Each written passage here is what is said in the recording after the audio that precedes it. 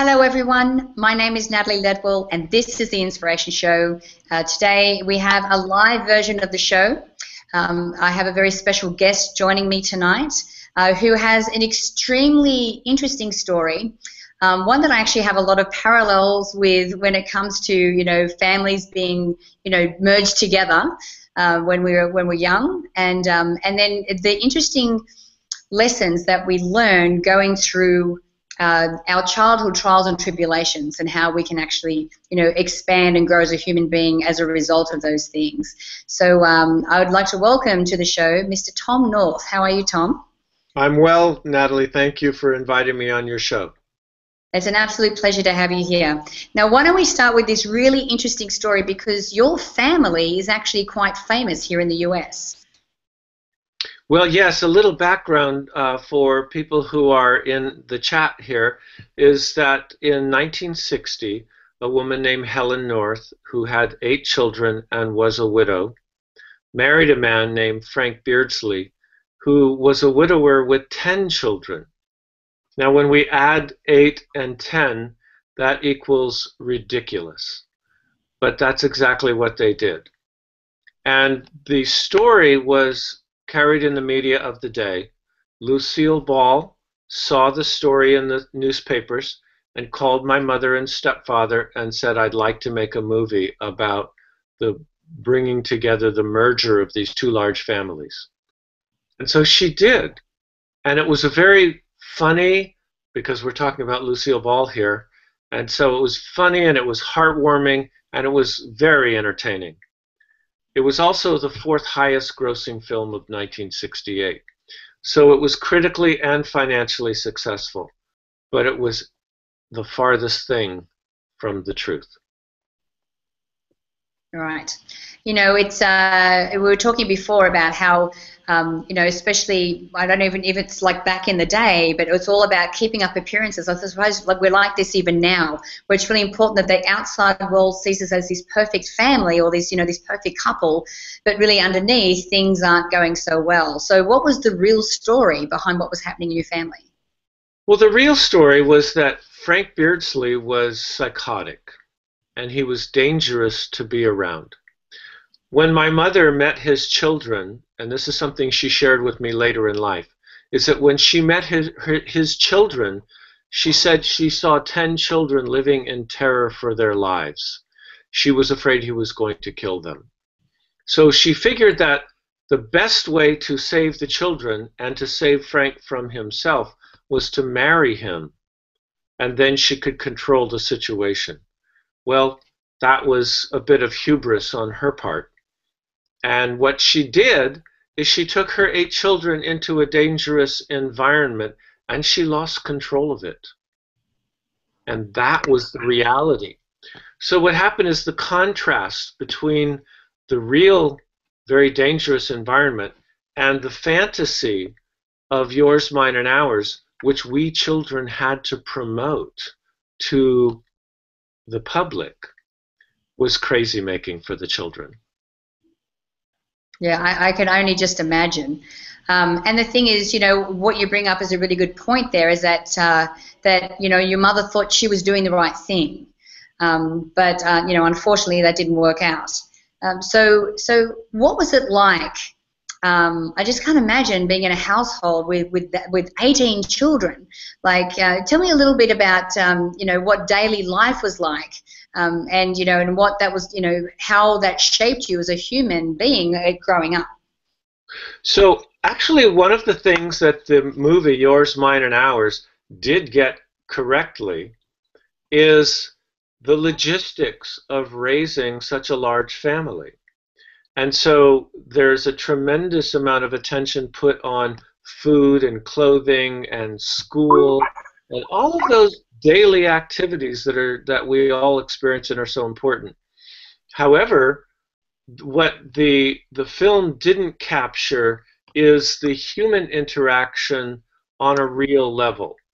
There are not, and I write about this in my book, which is True North, The Shocking Truth About Yours, Mine, and Ours, is that there are not eyes enough to see or ears enough to hear all of the needs and requirements for what became 20 children. Right. And so, how does that affect you growing up? And what were some of the things that you see play out with some of your siblings? Well, I escaped what was a very uncomfortable situation into nature. And so I went to the beach. I went to the river that was near our home. I went to the woods and the mountains to escape and to be in a more natural environment, and help me to ground in something that was a little bit more sane than the domestic environment. Right. And I know that so how long did you stay there? Like, okay, out of the 18, where in the 18 did you fall? Were you part of the elder group or the youngest group? You know, of my mother's 8 children, I was number 4, and of the 20, I was number 11. So I was in the middle in both sets of circumstances. Right. And sometimes being in the middle means that you can be a little invisible as well. I like to say I got to see them coming and going. Yeah. Yeah, so like you were saying, it actually gives you a unique perspective as well. So, so how old were you when you left home? Well, I met Frank when I was 7 years old. My father was killed in a Navy jet crash when I was 6, and within 15 months, my mother was married to Frank Beardsley. And the moment I met him, I knew we were in trouble. Right. And so how long were you there before you got to leave the household? And I was there for 11 years. So I left the house just before my 18th birthday, as soon as I graduated from high school. Okay. And so I know that we alluded before to the fact that you've written a book. Tell us a little bit about the book and the motivation behind writing it. Well, the book is of course called True North: The Shocking Truth About Yours, Mine, and Ours. And it was simply a response to conversational influences where I was talking with people about the story, and it seemed to help them. And so I wrote the book with that in mind. And the amazing thing is that so many people have come back to me having read the book and said, you know, I've read your book and this is what it meant to me. Because what do people think about? They think about what's important in their own lives. And they reflect upon certain aspects of the story that are important to them. And that's the beauty of the story, is its flexibility, I guess you'd say, and it's an application to so many different sets of life circumstances. Yeah, it's like with most books that we read, it depends on the time of life or the environment or the circumstances that we're in at the time. We can read the same book 50 times and get something different out of it every single time. So what are some of the lessons that you felt that you wanted to impart when you wrote the book? Well, the most important message of the book is that life isn't fair for most of us. And in spite of that, we can take the broken pieces of a life and put them back together again and become happy, well-adjusted human beings. And that's really the message of the book. It doesn't matter how difficult your life circumstances were when you were children. There are resources that are available to people. There's a resource guide in the back of the book, which is fairly inclusive, where people can go and find resources to help them help themselves. Absolutely. And the thing is, we all have a story. I mean, we all have had a childhood, and we've all experienced different things. But it's just how we choose to move forward in life, and how long we allow these things to hold us back and sabotage us from success or whatever that is. So I'm sure that you've heard several stories or many stories back from people that have read the book. Can you share something with us that someone, a story that someone shared with you that's really, from reading your book, you really got to help them?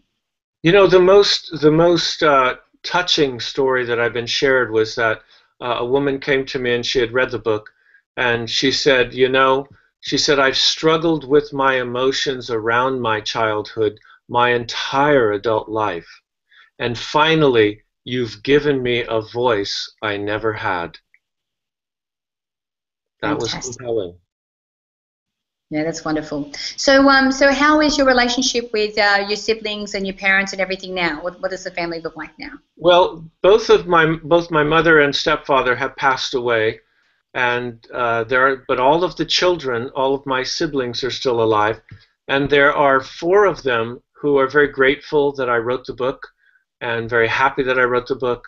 There are 15 of them who are unhappy that I wrote the book, and are not pleased with their brother Tom at all. Right. Well, that's not great. Okay. So, and I know that we were talking before about the fact that you actually got family into like a group counselling session, which is where a lot of this was able to unfold. So, was all the family involved in that? And what were the kind of the insights that came out of these counselling sessions? So what happened, it's really very interesting, and that's chapters 26 and 27 in the book.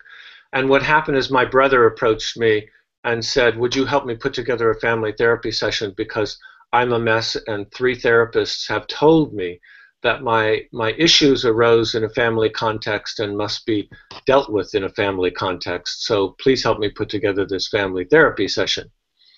And I said, can you imagine the scale of what you're attempting to suggest here? And he said, are you going to help me or not? And I said, I wouldn't miss this for the world. And so we put it together, and on the first Saturday, there were 8 of us who showed up, and we went 10 hours on Saturday and 10 hours on Sunday, and it was so wonderful. It was very productive. And we decided to do it again.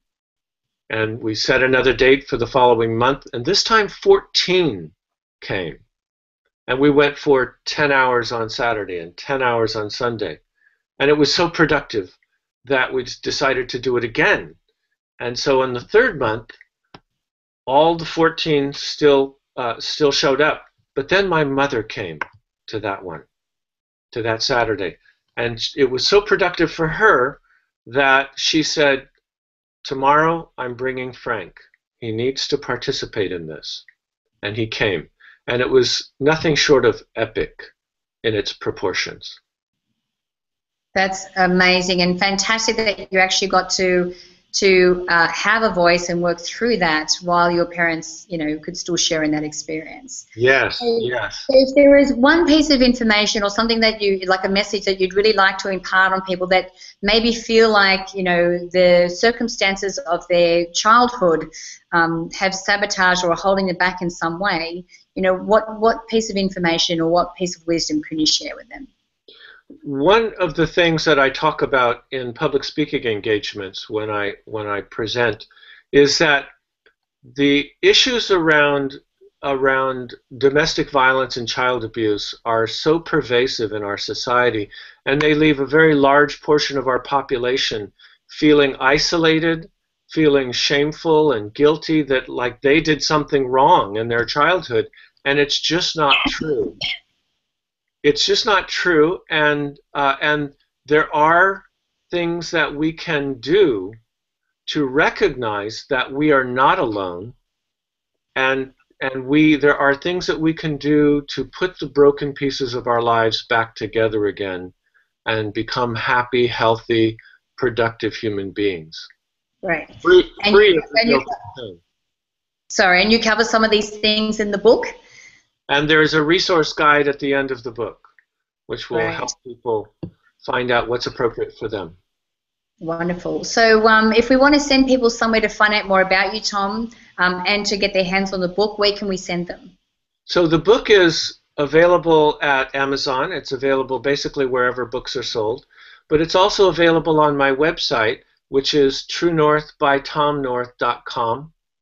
And if you buy the book on the website, we will send you a signed copy, and in addition to that, 10% of the proceeds of sale will go to an organization called CASA, which is Court-Appointed Special Advocates for Children.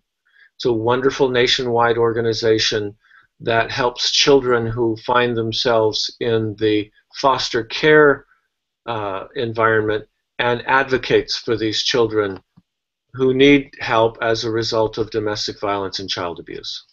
Wonderful. That's so awesome. Tom, thank you so much for joining me today. It's been an absolute pleasure having you here. Natalie, thank you so much for having me on your show. Thank you so much. Now, guys, I encourage you to share this video. Now, you can do that by clicking the Facebook and the Twitter share buttons on this page. Also, download the app if you haven't done so already, so you can watch the shows on the go. And make sure that you leave your email in the box on this page so I can send you the Manifesting with the Masters video e-course. It's actually valued at $87, and I'd love to send it to you for free. So until next time, remember to live large, choose courageously, and love without limits. We'll see you soon.